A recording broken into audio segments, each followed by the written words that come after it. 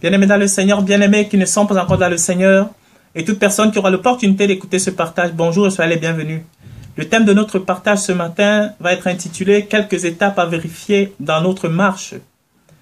Bien-aimés, dans 2 Thessaloniciens, à partir du verset 2 Thessaloniciens au chapitre 1, à partir du verset 1, il nous est mentionné là, bien-aimés, quelques étapes. J'en ai vu 2 ou 3 avec lesquelles je voudrais partager un petit peu avec vous, bien-aimés.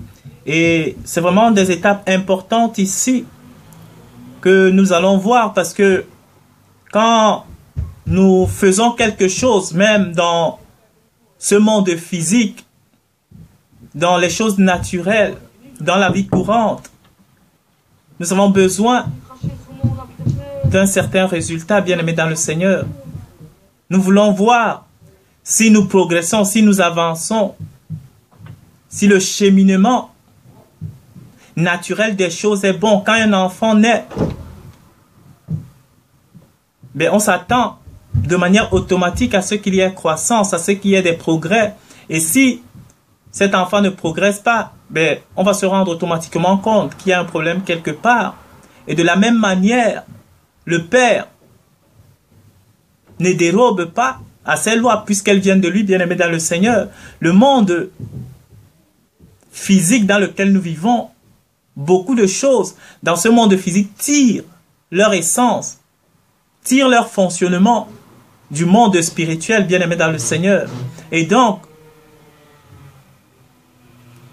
dans notre marche, dans la foi, nous devons aussi être capables de tirer des conclusions, bien-aimés dans le Seigneur, de voir ce qu'il en est de notre foi, de notre attachement au Père.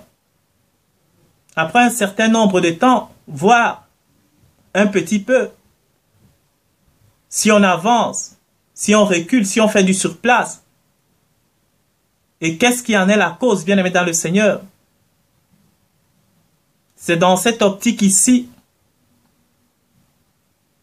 que Paul, Sylvain et Timothée s'adressaient à l'église de Thessalonique. Parce que, bien-aimés dans le Seigneur aussi, on a besoin d'encouragement dans notre marche. Quand les choses vont bien, quand les instructeurs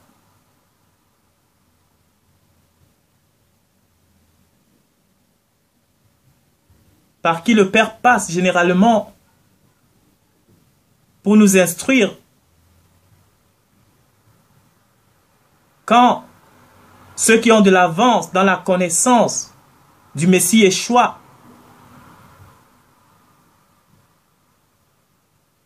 observent des avancées, des progressions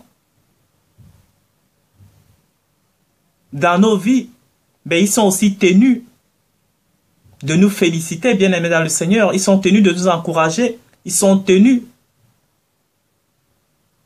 de dire que véritablement, nous voyons une progression. Nous voyons vraiment que le Père est en train de se construire. Le Père est en train de se manifester par sa grâce dans vos vies et nous en sommes contents, bien-aimés dans le Seigneur. Et c'est cela que Timothée et Paul, Sylvain ici disaient à l'église de Thessalonique. Je vais lire au chapitre 1, à partir du verset 1. Dans ces 2 Thessaloniciens 1, verset 1. Paul, Sylvain et Timothée à l'église de Thessalonique, qui est en Dieu notre Père et en Jésus-Christ le Seigneur. Que la grâce et la paix vous soient données de la part de Dieu, notre Père et de Christ Jésus. Nous devons, à votre sujet, rendre continuellement grâce à Dieu, comme cela est juste, parce que votre foi fait de grands progrès, et que l'amour de chacun de vous, tous à l'égard des autres, augmente de plus en plus. Aussi, nous glorifions-nous de vous, dans les églises de Dieu à cause de votre persévérance et de votre foi au milieu de toutes vos persécutions et afflictions que vous avez supportées. Verset 5. C'est une preuve du juste jugement de Dieu, pour que vous soyez jugés dignes du royaume de Dieu pour lequel vous souffrez. Car il est juste que Dieu, car il est, de la justice de Dieu de rendre l'affliction à ceux qui vous affligent et de vous donner à vous qui êtes affligés du repos.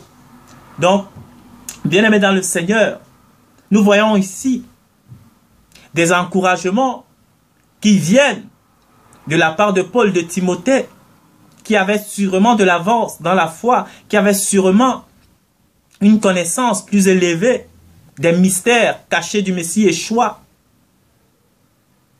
par rapport aux autres saints qui formaient cette communauté de l'église de Thessalonique. Alors ici, ayant par l'esprit discerné que ces saints étaient en constant progrès, que ces saints-là, cette église de Thessalonique,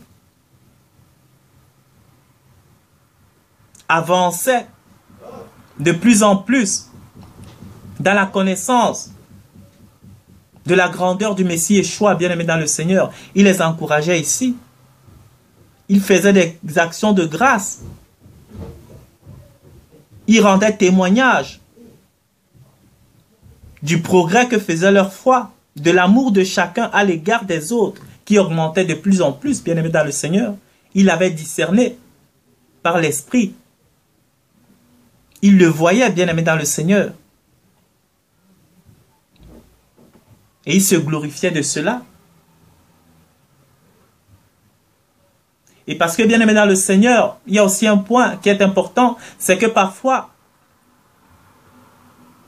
il est facile d'abandonner ou de rebrousser chemin ou de se poser des questions quand on est dans la difficulté. Mais ici, ils ont bien discerné que même dans l'affliction, même dans la persécution, ces gens-là étaient persévérants, bien-aimés dans le Seigneur. Donc, les étapes que nous allons voir ici, que j'ai remarqué, c'est vraiment très très intéressant, bien-aimés dans le Seigneur. Nous voyons ici, à partir du verset 3, ils disent « Nous devons donc à votre sujet rendre continuellement des actions de grâce, comme cela est juste, parce que votre foi fait de grands progrès. » Donc, dans la marche que nous avons dans le Messie Yeshua, bien-aimés dans le Seigneur, quand les enseignements nous sont donnés, quand le Père se révèle à nous, quand le Père, dans sa pitié, dans sa bonté, nous donne de commencer à comprendre ce qu'il veut de nous, bien-aimés dans le Seigneur. Si nous y affilions à son désir, si nous acceptons de nous soumettre, bien-aimés dans le Seigneur, à ses voies, quelque chose de spécial se passe, bien-aimés dans le Seigneur. C'est qu'on voit des progrès qui se manifestent. Et cela devient visible. Et après les progrès ici, bien-aimés dans le Seigneur, je vais arriver. Ça va, je vous rejoins là. Désolé de l'interruption. Je dois aller rejoindre ma famille. Sont partis à 1 heure de repos. Donc, voilà, je dois y aller avec eux. Mais bon, je les rejoindrai après, bien-aimés dans le Seigneur. Donc, voilà. Ici, il y a donc le progrès qui doit être constant, qui doit être visible. Ça, c'est une étape qui doit être constatée et constatable de tous, bien-aimés, le progrès. Et cela, Timothée, Sylvain et Paul le soulignent bien ici, bien-aimés dans le Seigneur, le progrès. En deuxième point, toujours au verset 3, et que l'amour de chacun de vous, tous, à l'égard des autres, augmente de plus en plus. Ils ont aussi remarqué que l'amour des uns et des autres, bien-aimés, parce que quand on comprend, en tant que saints élus de Dieu, que nous sommes tous appelés à former un corps, que nous sommes tous appelés à rendre visible, à rendre manifeste la gloire de Dieu, et que nous ne sommes plus plusieurs, mais que nous sommes tous en un. Bien-aimés dans le Seigneur, l'amour des uns et des autres augmente. On ne peut plus rester insensible aux soucis d'un frère ou d'une sœur, qu'il soit spirituel ou matériel. Puisque la Bible dit que si un membre dans notre corps, aussi petit soit-il, s'il a mal, c'est l'ensemble du corps qui souffre avec. Et cela ici, bien aimé, manifestement, Paul et Timothée l'avaient remarqué dans l'église de Thessalonique, que les frères étaient soudés, bien aimés. Autre chose que nous avons aujourd'hui dans nos communautés, autre chose que nous voyons aujourd'hui entre des frères qui nous entretuons, même si ce n'est pas comme dans le monde qu'on prend directement des fusils ou des injures, non, on s'entretue à coups de versets bibliques. On veut montrer qu'on connaît plus que l'autre. C'est vraiment, c'est sa limite. Si tu n'injures pas le frère, mais vraiment c'est des injures, c'est de la méchanceté détournée. On prend la parole pour faire du mal aux uns aux autres. Non, bien aimé dans le Seigneur. Ici, l'amour était visible, c'était constatable, bien aimé dans le Seigneur. Et ça augmentait de plus en plus, ça allait crescendo. L'amour ne refroidissait pas, non, bien aimé dans le Seigneur. Leur espérance était commune, ils étaient, comme on dit dans le monde, dans le même bateau. Ils étaient dans le même bateau.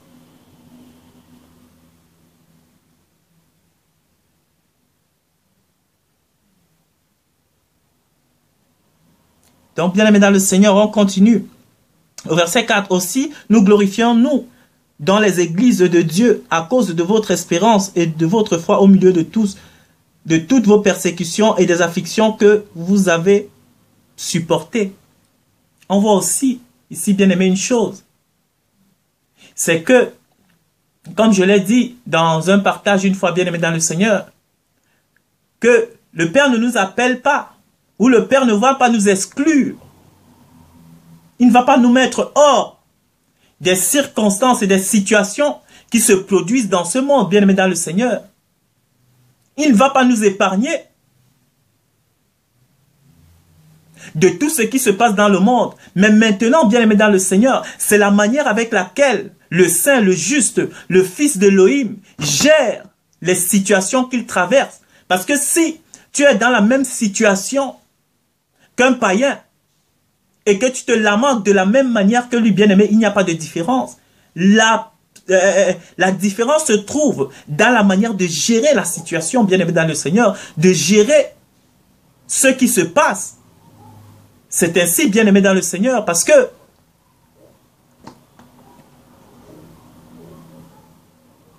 il est important de comprendre que le Père, au travers de Christ, nous donne de son esprit. Et quand il nous donne de son esprit, bien aimé dans le Seigneur, son esprit ne nous soustrait pas. Ou ne soustrait pas notre corps physique du monde des vivants, non.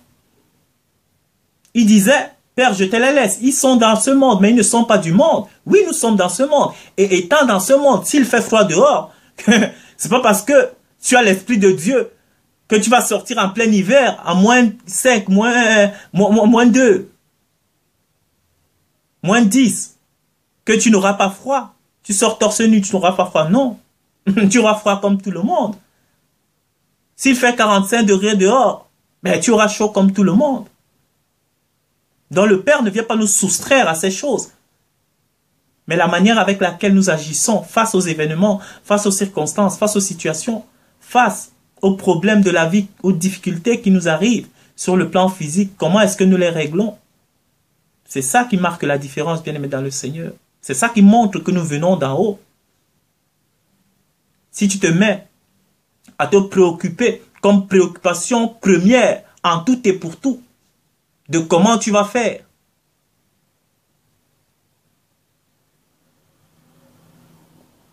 pour payer une nouvelle voiture, comment tu vas faire,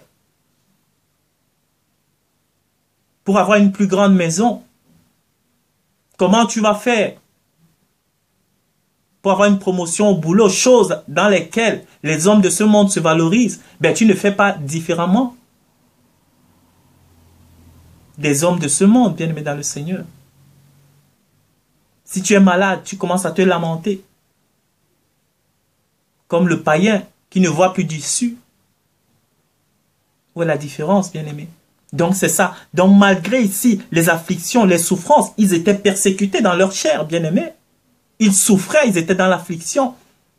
Mais c'était les gens qui avaient une espérance. Ils savaient sur qui ils comptaient. Non seulement sur le Père, mais entre eux, ils étaient soudés. C'est cela que l'on doit voir dans notre marche. Nous devons voir l'amour les uns envers les autres. Nous devons voir les progrès au niveau de la connaissance, au niveau de l'obéissance. Nous devons voir aussi de l'affliction. Nous devons voir aussi de la persécution dans nos vies. Parce que si tout le monde dit Amen, Alléluia à ce que vous dites, bien-aimés, c'est qu'il y a un problème. Il faut vérifier si vous ne vous conformez pas au siècle présent, parce que le monde n'aime que ce qui est à lui. Si parmi les païens, tu te trouves comme un poisson dans l'eau, et les gens auprès de toi se retrouvent comme des poissons dans l'eau, bien-aimés dans le Seigneur, il y a un problème quelque part. Parce que la Bible dit que s'ils ont persécuté le bois vert, qu'en sera-t-il du bois mort? Le disciple n'est pas plus grand que son maître, bien-aimé dans le Seigneur. Donc dans cette marche-là, la Bible dit que le chemin qui mène à la vie éternelle est étroit et resserré. Dans ce chemin-là, il y a de la persécution. Mais c'est une persécution qui nous amène à nous réjouir quand nous comprenons le sens même de cette persécution-là. Au verset 5 ici, on le dit, c'est une preuve du juste jugement de Dieu que vous soyez jugés dignes du royaume pour lequel vous souffrez. On ne peut pas vouloir hériter d'un royaume pour lequel on ne souffre pas, bien-aimé dans le Seigneur. C'est ça. C'est des étapes dans la marche. Dans la marche, il y a aussi l'étape qu'on appelle la souffrance. Il y a l'étape qu'on appelle l'affliction. Il y a l'étape du désert. Il y a l'étape du renoncement de soi. Il y a l'étape de l'humiliation. Il y a l'étape du rabaissement. À tout ce que nous avions connu ou nous avions dans ce monde, bien-aimés dans le Seigneur, comme privilège, comme acquis. Il faut désapprendre ce que nous avons appris dans ce monde pour apprendre à marcher conformément au Père. C'est de ça qu'il s'agit. Et donc, c'est des étapes cruciales, bien-aimés dans le Seigneur. C'est les quelques étapes que j'ai pu remarquer ici, bien-aimés dans le Seigneur, dont il est important de vérifier aussi dans nos vies. Donc, j'ai dit en 1 ici, dans 2 Thessaloniciens 1, chapitre 1, à partir du verset 1, jusqu'au verset 6 que j'ai lu. Donc, bien-aimés dans le Seigneur, il y a des étapes ici que nous devons rencontrer. Le progrès. On doit voir le progrès dans nos vies. En 2, nous devons voir l'amour les uns envers les autres. Si on se dit frère, et qu'une fois que le frère a tourné le dos, on commence à le saboter comme on fait dans le monde, bien-aimé dans le Seigneur. Ce n'est pas juste. En 3, il y a la persécution, les afflictions et la persévérance dans ces choses. Donc nous allons persévérer dans la souffrance, dans la persécution, dans l'affliction. On doit être persévérant, endurant, parce que c'est les étapes dans lesquelles nous devons passer. Et 5, souffrir pour le royaume, donc c'est la même chose ici. Donc voilà, bien aimé dans le Seigneur, les quelques étapes que nous devons vraiment vérifier dans nos vies. Le progrès, c'est très important. De ne pas faire du statu quo dans le Seigneur, c'est très important. De nous soutenir les uns les autres, et c'est très important aussi d'apprendre à persévérer dans la souffrance. C'est ainsi. Donc soyez bénis, merci du temps que vous avez pris pour écouter ce partage et à la prochaine.